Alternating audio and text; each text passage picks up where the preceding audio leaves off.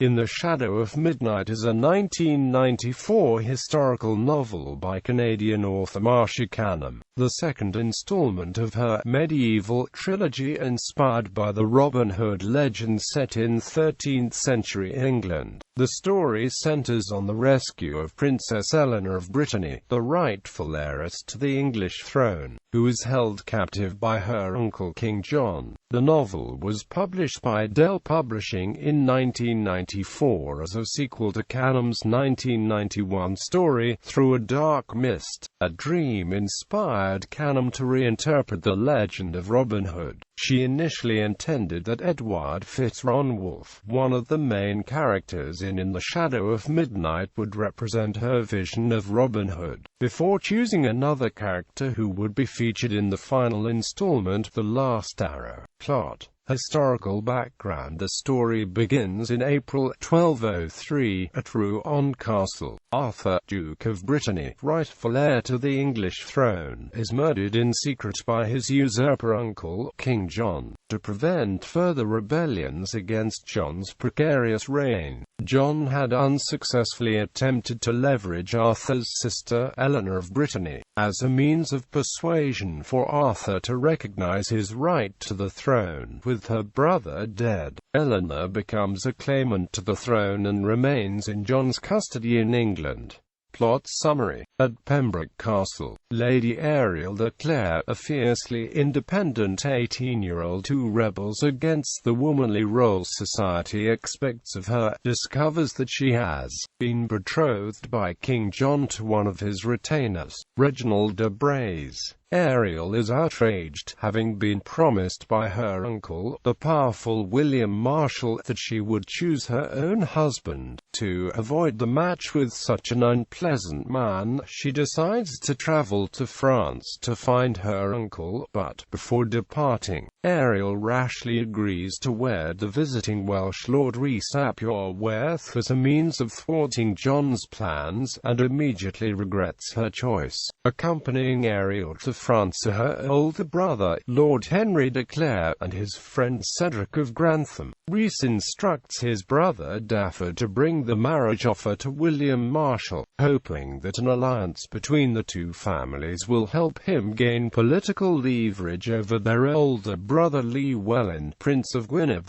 The Clares' journey takes them to Amboise Castle, the home of Lord Randwulf de la Seyne-sur-Mer, champion of the Dowager Queen Eleanor of Aquitaine and the former outlaw known as Black Wolf. At Amboise, William Marshal reveals a secret plan to rescue Princess Eleanor and place her on the English throne. Randwulf's illegitimate son, Edward Fitz-Ronwulf, is tasked with the rescue, having had a long friendship with the princess. Ariel, Henry, Daffod, Cedric, Randwulf's eldest legitimate son Robin, and Randwulf's old friend Sparrow the dwarf accompany him in the guise of a bridal party en route to Wales for Ariel's marriage to Rhys. Edward and Ariel feel attraction for the other, but initially spend most of their interactions verbally sparring. The group departs secretly, posing as knights returning from the Crusades. After several violent encounters with ruffians and suspicious knights, they discover that Eleanor is being held at Corfe Castle, on the southern coast of England.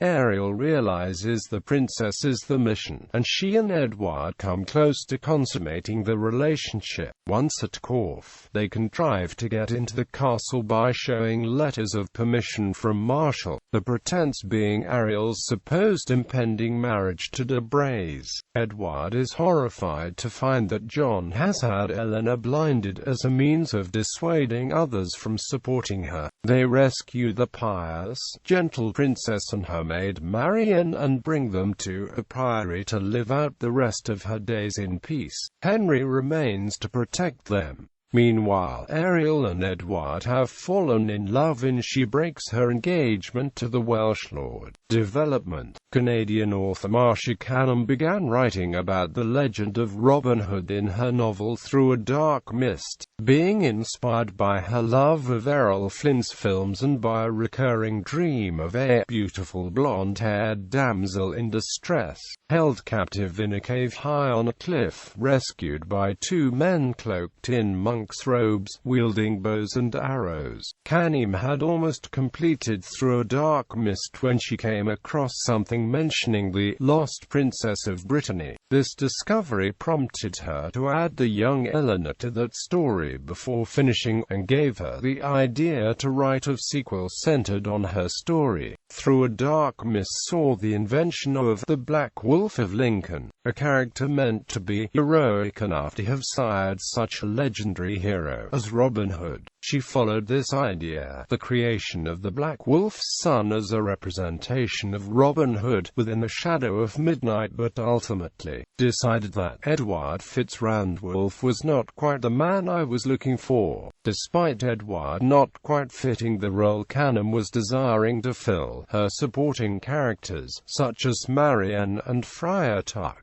were meant to conceivably form the nucleus of the legend. Quote, "She opted to follow another character as a better fit for the legendary man, also named Robin, in her trilogy's final novel The Last Arrow." Release and reception. In the Shadow of Midnight was published in 1994 by Dell Publishing. It was the first installment in Canham's medieval trilogy, the other two being Through a Dark Mist and The Last Arrow. Jane Sullivan, writing for the Sydney Morning Herald, recommended the entire swashbuckling trilogy for hopeless romantics, while Rebecca Bradford of the Post and Courier called the series an inventive reimagining